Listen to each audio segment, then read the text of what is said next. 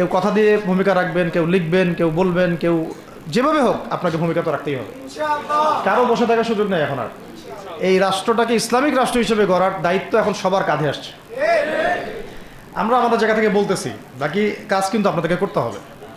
আল্লাহ পাক করার তৌফিক দান করেন। আর ইসলামপন্থী ভাইদের আপোষের যে দূরত্ব, এটা কমায় ফেলতে হবে। এই দূরত্ব রাখা যাবে না। ইখতিলাফ আছে থাক, যদি আকীদাগত মৌলিক কোনো পার্থক্য না থাকে, আমরা তো ভাই ভাই নাকি? আমরা আমাদের চেয়ে কি মানে সেকুলার আমাদের বেশি বড় ভাই? আমাদের চেয়ে কি যে নাস্তিক মুরতাদের আমাদের বড় ভাই? কমিউনিজমে যারা আছে ওরা আমাদের বড় ভাই? না এই গণতন্ত্রপন্থী যারা একবারে কট্টর ওরা আমাদের দিনী ভাই নাকি? আমাদের তো ভাই, সোজা কথা হচ্ছে ইন্নামাল মুমিনুনা ইখওয়া, ইন্নামাল মুমিনুনা, মুমিন যারা মুমিন মুমিন ভাই, মুমিনে মুমিনে কি ভাই, খালাস। আল মুসলিম ওয়া আখুল মুসলিম, মুসলিমের ভাই কি মুসলিম, খালাস এইটুক। মুসলিম আমার ভাই, মুসলিম আমার ভাই।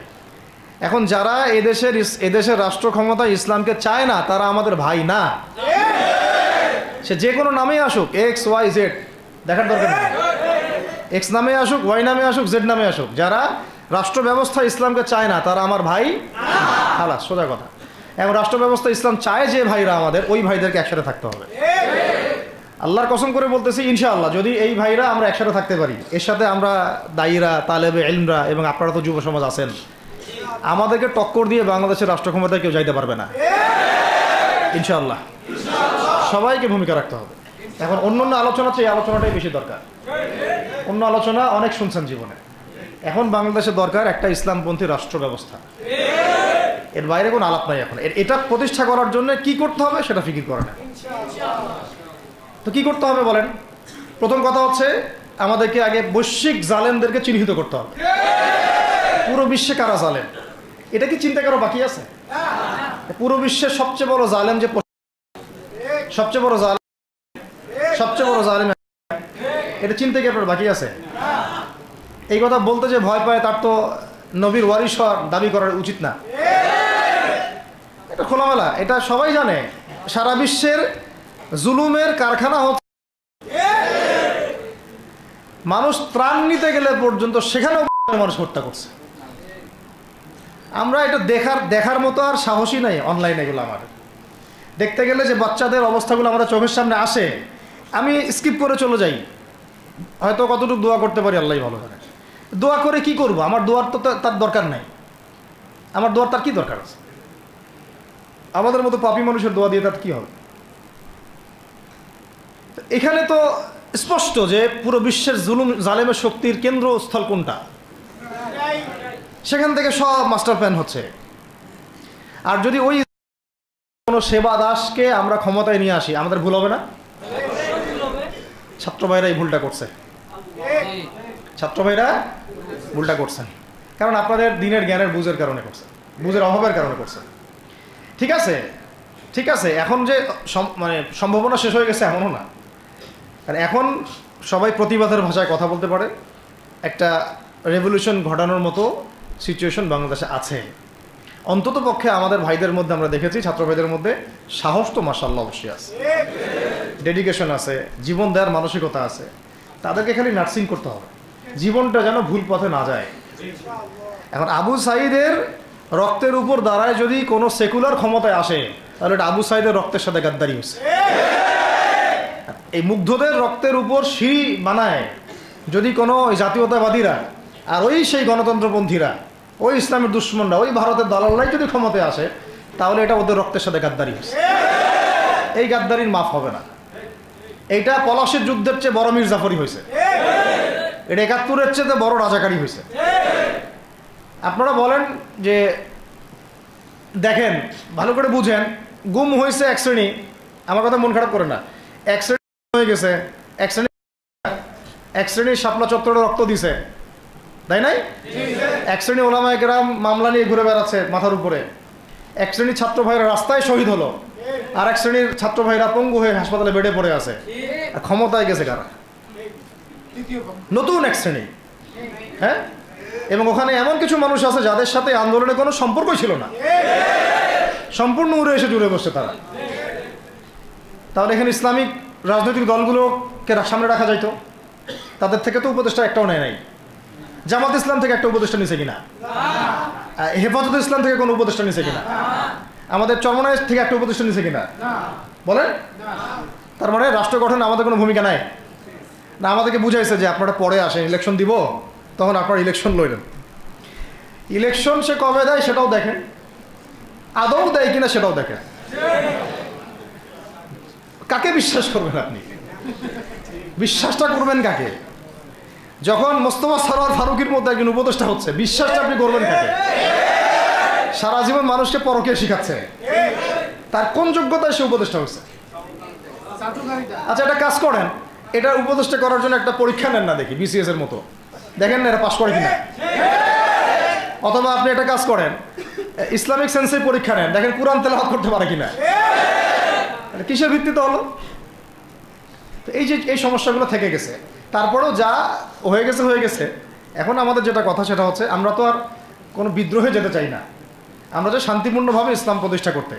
কিন্তু প্রয়োজনে যদি তারা মানে আমাদের উপর জুলুমের ভাষা বেছে নেয়, তাহলে আমরা অবশ্যই এবার প্রতিবাদের ভাষা বেছে নিব ইনশাআল্লাহ। এই জন্য সবার আগে জরুরি হচ্ছে যুবকদেরকে এক কাতারে থাকা, ইসলামপন্থী ভাইদের সাথে থাকা, ইসলামী সংগঠনের সাথে থাকা, এবং নাম XYZ যেটাই হোক না কেন, নাম XYZ হতে পারে, আপোষে ভাই ভাই হয়ে থাকা।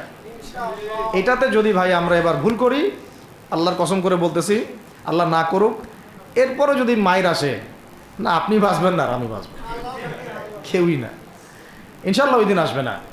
আর আমরা যদি ইনশাআল্লাহ আজ্জা ওয়া জাল যদি আমরা এটাকে মদিনা রাষ্ট্র বানাতে পারি, এই বাংলাদেশকে যদি আমরা একটা মদিনা রাষ্ট্র বানাতে পারি, ইনশাআল্লাহ কালকে গাজওয়াতুল হিন্দ হবে ইনশাআল্লাহ।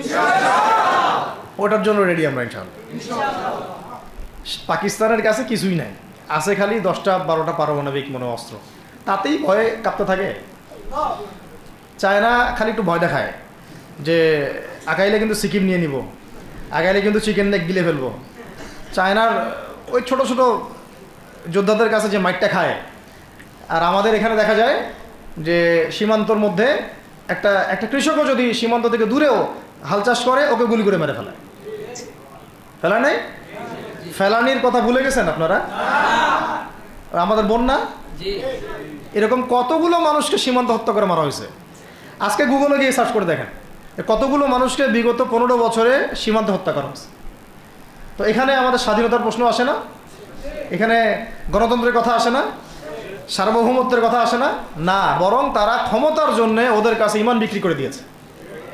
ক্ষমতার জন্য এই উগ্রদের কাছে, মানে উগ্র হিন্দুত্ববাদীদের কাছে ওরা তাদের ইমান, ওদের আমল, ওদের তাকওয়া, ওদের দিন সব বিক্রি করে দিছে। এই জন্য আমি আগে বলেছি একটা লেকচারে যে আমরা যদি বিরিয়ানি খেতে চাই, আপনি যদি বিরিয়ানি খেতে চান, একটা পাত্র নেবেন কি না? আচ্ছা, পাত্রটা যদি ময়লা থাকে খাবেন? পাত্র অনেক ময়লা আছে, আপনি কি ওইখানেই বিরিয়ানি ঢালবেন, ঢেলে খাওয়া শুরু করবেন? সবার আগে আপনি কি করেন? এটাকে ধোন, পরিষ্কার করেন, তাই না? বাংলাদেশকে যদি আপনি ইসলামী রাষ্ট্র হিসেবে করতে চান, আগে এই দেশের মধ্যে যে পয়জনগুলো আছে এগুলোকে দূর করতে হবে, সমস্ত পয়জনকে ধুয়ে সাফ করতে হবে। তারপরে যে খেলাফা বা শরিয়া বা ইমারা যেটাই আসুক, ইমারা এক জিনিস, খেলাফা আর এক জিনিস। আমি এক কথায় বোঝাচ্ছি ইসলামী রাষ্ট্র ব্যবস্থা, ইসলামী রাষ্ট্র ব্যবস্থা। যদি ইসলামী রাষ্ট্র ব্যবস্থা তারপরে আসে, জমিন সাফ করার পরে, তখন সেটা সাস্টেইন করবে ইনশাআল্লাহ। আর যদি ময়লার মধ্যেই ইসলামী রাষ্ট্র কায়েম করতে চান, তখন হবে উদাহরণটা এরকম যে আপনি এই নোংরা ড্রেনের মধ্যে নেমে গায়ে সাবান মাখা শুরু করছে না, হাততে কোনো লাভ হবে না, বরং ওই নোংরাই আপনাকে খেয়ে ফেলবে। ঠিক আছে? ডেমোক্রেটিক সিস্টেমের মধ্য দিয়ে যদি আমাদের ভাইরা ক্ষমতা যেতে পারে, যাক না, সমস্যার কিছু নাই। এটা কতটুকু জায়েজ না জায়েজ, হালাল হারাম সুন্নাত, এদিকে আমি যাচ্ছি না।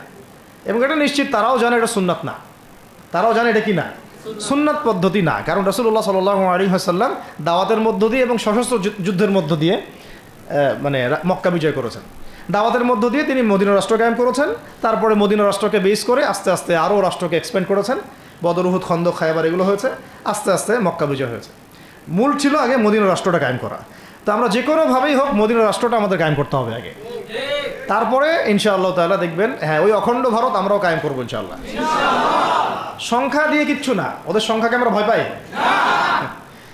ওদের সংখ্যাকে ভয় পাওয়ার কিচ্ছু নাই, সংখ্যাকে ভয় পাওয়ার কিচ্ছু নাই। কারণ এই যে কোরআন, আমার সামনে যে কোরআনটা আছে, এটা দেখে একটু খারাপ লাগলো। কোরআনের যে অবস্থা, এটা খুব মনের কষ্ট দিল আর কি। কোরআনটা হবে চকচকা, এটা দেখে বোঝা যাচ্ছে এটা অনেকদিন কেউ পড়েই নাই। আপনাদের বাসার যদি কোরআনের এই হালত হয় তাহলে আমাদের দ্বারা দিন কায়েম হবে না। আপনার কোরআনের হালত হবে এমন যে কোরআনে এক বিন্দু পরিমাণ কোনো ময়লা নাই, প্রত্যেক দিন আপনার হাতের স্পর্শেই ময়লা দূর হয়, তখন এই কোরআন আপনার পক্ষে কথা বলবেন ইনশাআল্লাহ। তো ভাই কোরআনের কাছে চলে আসেন, আর দেরি করেন না, সময় নাই। আল্লাহ পাক সবাইকে কবুল করেন, আমিন। এই মসজিদগুলোকে কাজে লাগান, এখানে তালিমি বৈঠক চালু করেন প্রত্যেক সপ্তাহে। আমি যদি প্রত্যেক মাসে রংপুরে আসি, প্রত্যেক মাসে সময় দেবো ইনশাআল্লাহ। আপনারা এখানে ইমাম ঠিক করেন, খতিব ঠিক করেন এবং ওই যে টিচার ঠিক করেন, করে আপনারা কোরআন শিক্ষার ব্যাচ চালু করেন, কোরআনের তাফসীরের ক্লাস চালু করেন, তারপরে তুলনামূলক আরবি ভাষা শিখেন। মানে এগুলো শিখে নেন তাড়াতাড়ি, সময় নাই এগুলো, আমাদের হাতে সময় কম। এগুলো আজকে থেকে 10 বছর আগেই শেখা উচিত ছিল, তাই না? কিন্তু আমাদের এই সেকুলার শিক্ষা ব্যবস্থা আপনার জীবন থেকে 20 বছর কেড়ে নিছে। 20 বছর পড়াশোনা করার পরে আমি চ্যালেঞ্জ করতেছি, এই যে লাখ লাখ টিচারকেও যদি আপনি কোরআন তেলাওয়াত ধরেন, সহি বলতে পারে না, অথচ তারা জাতির শিক্ষক হয়ে বসে আছে। তো সেকুলার শিক্ষা ব্যবস্থাটা আমাদের জীবন থেকে পুরা ইসলামের হকটাকে নষ্ট করে ফেলছে। আপনার অধিকার ছিল যে আপনি একজন স্কুলের স্টুডেন্ট, আপনি কোরআন পড়তে পারবেন। আপনি একজন কলেজের স্টুডেন্ট, আপনি কোরআনের তাফসীর করতে পারবেন। আপনি একজন ইউনিভার্সিটি পাস করেছেন, আপনি হাদিসও পড়তে পারবেন, এবারও তো দিতে পারবেন, এরাও দিতে পারবেন। এটা আপনার হক ছিল, কিন্তু এই হকটা নষ্ট করছে কারা? এই সেকুলার শিক্ষা ব্যবস্থা নষ্ট করে ফেলছে। এখন তো কিছু করার নাই। তো এটাতে আমাদের দোষ কি? আমাদের দোষ হচ্ছে আমরাই তো তাদেরকে ভোট টোট দিয়ে উপরে উঠেছিলাম। আমাদের বাপরা উঠাইছে, আমাদের বাবারা উঠাইছে, তার বাবার উঠাইছে। তা আমরা তো ওই সময় ইনসাফ করি নাই, ফল আমাদেরকে ভোগ করতে হয়েছে। আপনি এই প্রসঙ্গটা দুটো কথা বলেই ফেলি, নাহলে আমি মানে হকাদায় হয় না।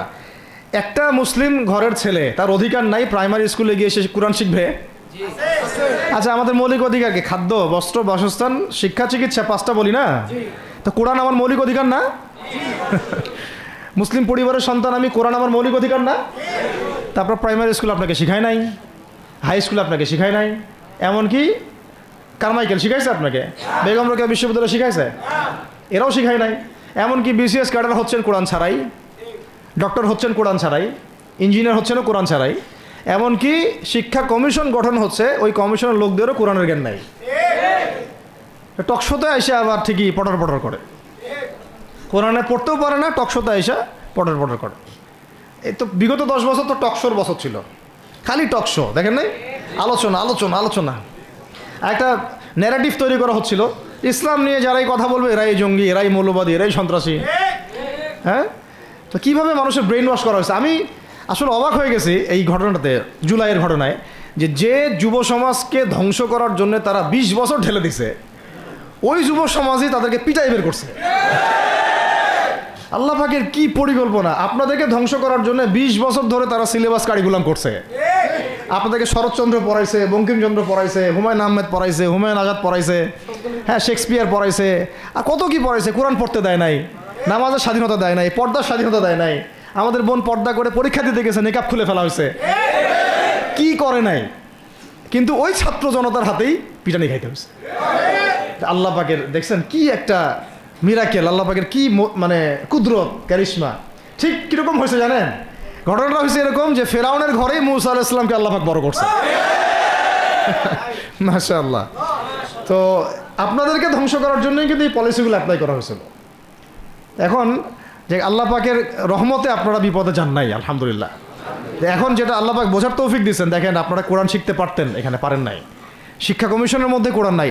শুধু তাই না, দেখেন 360 জন এমপি মন্ত্রীকে আপনি বসায় দেন, 360 জন এমপি মন্ত্রীকে বসায় তাদের সবাইকে শুধু কিচ্ছু না, আমি বলবো খালি সূরা ফাতিহা তিলাওয়াত করতে বলেন।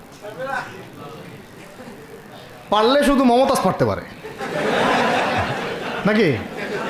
কারণ তার তো বুখারী মুসলিম সিয়াসিটা পড়া আছে, ওটা পড়া ছিল আর কি, এটা পড়া ছিল, তো হয়তো সে পারতে পারে না। পারলে তো ভালো, খারাপ কিছু না, ঠিক আছে। তো বাকি কেউ কিন্তু পারে না। আর বেশি দেন না, অল্প না, ঠিক আছে, শেষ করতেছে। তো এখন প্রিয় ভাইরা, এখন কথা অনেক হয়ে গেছে। মূল কথা হচ্ছে যে আমাদেরকে এখন একটা নতুন উদ্দেশ্য নিয়ে, টার্গেট নিয়ে, একটা মিশন নিয়ে আগামীকাল থেকে পথ চলতে হবে ইনশাআল্লাহ। প্রথম গন্তব্যটা কি? আমরা বাংলাদেশকে একটা মদিনা রাষ্ট্র কায়েম করতে চাই। সেটা যদি করতেই হয় তাহলে আমাকে কার আদলে করতে হবে, কার সুন্নতে করতে হবে? নবী মুহাম্মদ সাল্লাল্লাহু আলাইহি ওয়াসাল্লামের তরিকায়। এবং তার তরিকার প্রথম কাজটাই হচ্ছে আগে ইলম শিখতে হবে। কি শিখতে হবে? এই মসজিদগুলোকে কাজে লাগান, মাদ্রাসাগুলোকে কাজে লাগান। এবং 2 নম্বর হচ্ছে ইলম একা একা শেখা যাবে না। ইলম একা একা শেখা যাবে না। 20 বছর তো আপনি একা পড়াশোনা করেন নাই, প্রতিষ্ঠান ছিল, ওস্তাদ ছিল, তাই না? টিচার ছিল, আপনার একাডেমিক কারিকুলাম ছিল। ঠিক ওইরকমই দিনের ইলমও একা একা শেখা যাবে না, ওস্তাদ লাগবে। এবং আলহামদুলিল্লাহ আমাদের বাংলাদেশে ওস্তাদদের অভাব নাই, আলহামদুলিল্লাহ। প্রত্যেক জেলায় জেলায় উপজেলায় সব জায়গাতেই মুহাক্কিক বরেণ্য আলেমগণ আছেন, আলহামদুলিল্লাহ। অ্যান্ড আপনি খুঁজে বের করবেন কে মুহাক্কিক আলেম। আমি কিছু মানে তাদের বৈশিষ্ট্য বলতে পারি যে তারা নিজেকে জাহির করেন না, বিনয়ী হন, অহংকারী হন না। তারা এত বেশি আইওয়া শোডাউন এত পছন্দ করেন না, নিজেকে আড়াল করার চেষ্টা করেন। হক কথা বলতে তারা ভয় করেন না। এবং তারা অনেক গভীর জ্ঞানের অধিকারী হওয়া সত্ত্বেও অনেক বেশি বিনয়ী হন আর কি। এগুলো দেখে আপনি চিনবেন, ঠিক আছে? আমাদের সালাফরা তো বলতেন যে মুহাক্কিক মানুষকে পাবেন 2 জায়গায়, এক হচ্ছে মাটির তলে, আরেকটা হচ্ছে জেলখানায়। ঠিক আছে? তো যাই হোক, এখন অনেক বরেণ্য উলামায়ে কেরাম আমাদের সমাজে আছেন। তাদের যে কারোর সাথে অন্তত একজনের সাথে নিসবত রাখেন, অন্তত একজনের সাথে নিসবত রাখেন, ঠিক আছে? তো এটা আমাদের সৌভাগ্য আলহামদুলিল্লাহ যে বাংলাদেশে বহু মাদ্রাসা, বহু কওমি মাদ্রাসা, আলিয়া মাদ্রাসা, অনেক ধরনের মাদ্রাসা আছে। কিছু সংকীর্ণতা বা কিছু সমস্যা আমাদের মধ্যে থাকতে পারে, এটা যে কোনো জায়গায় থাকতে পারে, কিন্তু আলহামদুলিল্লাহ এই খেদমতটুকু আছে বলেই এখন পর্যন্ত দ্বীন ইসলামকে তারা মিটাইতে পারে নাই, আলহামদুলিল্লাহ। তো ইলম শিখবো 1 নাম্বার। 2 নাম্বার হচ্ছে ইলম মুহাক্কিক কোন আলেমের সোহবতে শিখবো, একা একা শিখবো না। 3 নাম্বার হচ্ছে যা শিখবো আমলে নিয়ে আসতে হবে। কি বললাম? যা শিখবো আমলে নিয়ে চলে আসতে হবে, ফেলে রাখা যাবে না। আল্লাহ আমাকে তৌফিক দেন, আপনাদের সবাইকে তৌফিক দান করেন। 4 নাম্বার সময় কাজে লাগাইতে হবে, সময় কাজে লাগাইতে হবে। কোনো অবস্থাতেই আর হেলায় ফেলায় সময় নষ্ট করবো না, আমিও করবো না ইনশাল্লাহ, আপনারাও করবেন না ইনশাল্লাহ। 5 নাম্বার হচ্ছে নিজের প্রতিভাকে খুঁজে বের করবেন। সবাইকে আল্লাহ কিছু না কিছু প্রতিভা দিয়েছেন, প্রতিভা খুঁজে বের করে ইসলামের জন্য কাজে লাগাবেন। 6 নাম্বার হচ্ছে যাদের রিজিক হালাল তাদের তো আলহামদুলিল্লাহ কোনো সমস্যা নেই। যাদের হারাম রিজিক আজকে ছাড়তে হবে। কোনো সুদের সাথে সম্পৃক্ত থাকা যাবে না, কোনো ঘুষ, কোনো দুর্নীতি, কোনো মাপে কম দেওয়া, কোনো হারামে আমি খাবো না, আমি কোনো হারামের কাছে যাব না। আর উত্তরবঙ্গের বড় বড় ফেতনাগুলোর মধ্যে এই সুদী এনজিওদের ফেতনাও আছে, কাদিয়ানিদের ফেতনাও আছে, তাই না? তারপরে আপনার এই যে ইসাই মুসলিমদের একটা ফেতনা আছে না, একটা ফেতনা আছে। তারপরে এই আপনার বিড়ি ফ্যাক্টরি, তামাক ফ্যাক্টরির এগুলো ফেতনা আছে হারাম খাওয়ার। আবার নতুন করে ইসকনের ফেতনাও উত্তরবঙ্গে দেখা যাচ্ছে।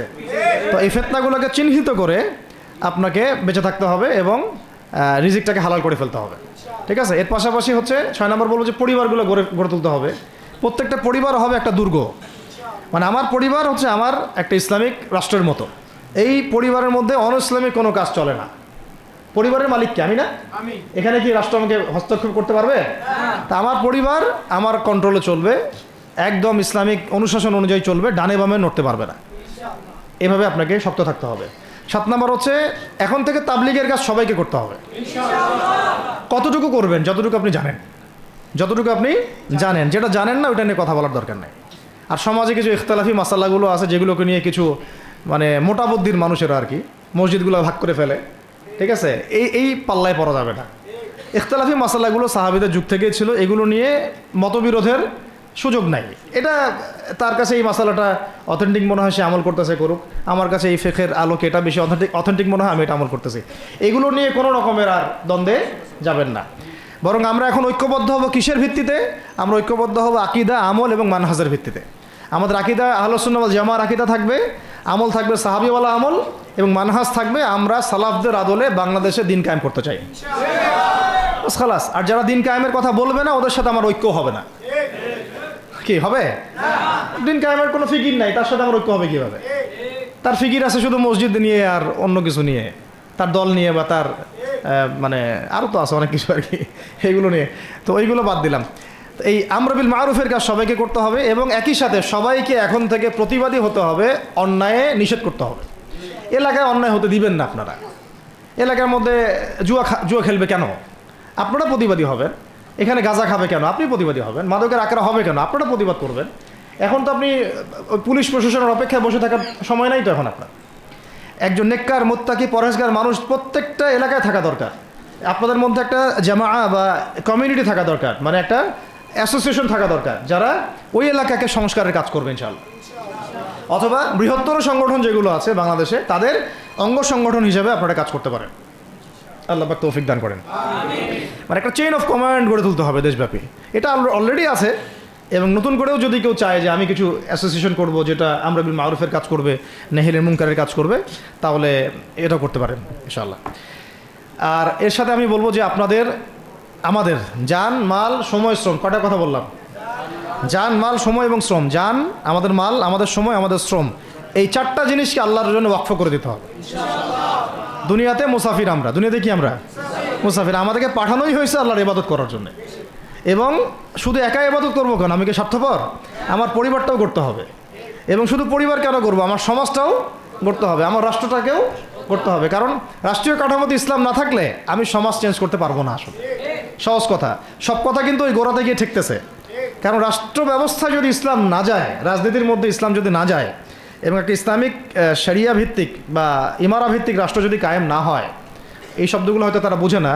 মানে ইসলামী একটা রাষ্ট্র ব্যবস্থার কাঠামো যদি না থাকে, তাহলে আপনি ব্যাংকিং সিস্টেমকে সংস্কার করতে পারবেন না, সুদের মধ্যে সংস্কার আনতে পারবেন না, শুধু এনজিওর বিরুদ্ধে আপনি কোনো পদক্ষেপ নিতে পারবেন না, আপনি সমাজের এই যে ফাসাদ, নোংরামি, এগুলো বন্ধ করতে পারবেন না, আপনি এই যে কাদিয়ানি মতবাদের বিরুদ্ধে কিছু করতে পারবেন না, ওদের অর্থনৈতিক ডানা আপনি কাটতে পারবেন না, ওদের পলিটিক্যাল সাপোর্ট আপনারা কাটতে পারবেন না। তারপরে ওই জায়গায় ইসলাম না গেলে এই সাংস্কৃতিক আগ্রাসনগুলো কাটাতে পারবেন না। পাশের প্রতিবেশী রাষ্ট্রদের যে আগ্রাসী ভূমিকা, এগুলোর ব্যাপারে আপনি কোনো পদক্ষেপ নিতে পারবেন না। তাই ওই জায়গা পর্যন্ত যদি না যেতে পারি আমরা, তাহলে কথাগুলো শুধু বলাই হবে, কোনো বাস্তবায়ন হবে না। অতএব আমাদের মূল কাজ একটা, এখন ওই উপরের লেভেলে ইসলামকে নিয়ে যাওয়া। এই কাজগুলোর মধ্য দিয়ে আমরা ইসলামকে নিয়ে যাবো ইনশাআল্লাহ তাআলা। আর সর্বোপরি আসন্ন সময়গুলোতে